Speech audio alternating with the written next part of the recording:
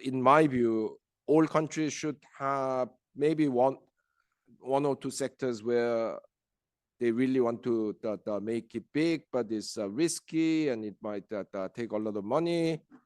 You should have some of those, yeah. Because if you're not ambitious, you will never achieve anything. Yeah? But then you have to accept that that's the cutting edge, yeah, and the mainstay of your industrial policy have to be something related to existing capabilities, existing natural resource endowment, your kind of worker skills or whatever, you know. But then you always have to think how you get out of some of the lower end of these. Yeah. Yeah. So if you look at for example, what Korea did, you know, that in the 1950s, Korea was entirely dependent on the export of natural resources. I mean, that's where I come from. But we are so little of it. We had that $70 per capita income. Yeah. It's very little to sell. Yeah, some fish and seaweed. Yeah, and a bit of tungsten. That was about it. Yeah.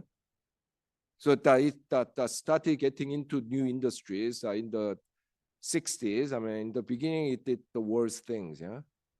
I mean, making trainers for Nike and these people. Actually, in the 80s, South Korea was producing 90% of world Nike output. Yeah.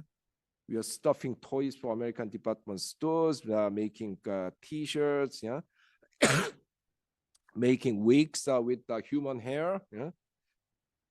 I mean, the cheapest things, yeah. And then yeah, we moved on to slightly better things like making cheap transistor radios, assembling, yeah, black and white TV, making plywood, yeah. But you keep upgrading until you reach the mobile phones and semiconductors. Yeah. So, but the country never, the country had the ambition to compete with the biggest boys. Yeah. In the most the high tech industries, but it never tried to do it in one jump. Yeah.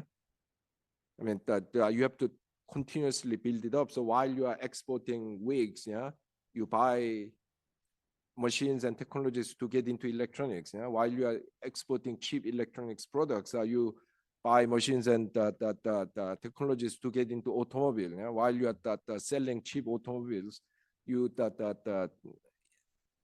use the export proceeds to buy, you know, the technologies for semiconductors and so on. So yeah, you need this kind of balanced portfolio approach, if you like. Yeah? If you are trying only easy things, you will never make it. Yeah. And you have to accept that you will fail, because as the Americans say, if you are not failing, you are not trying hard enough. If you are not failing, you are not trying hard enough. Yeah. But you have to be realistic and say, we cannot put all our baskets in, yeah, some future high-tech industry. Yeah. We have to do the basic things. We have to do the medium things. We have to do the high-tech things. Yeah.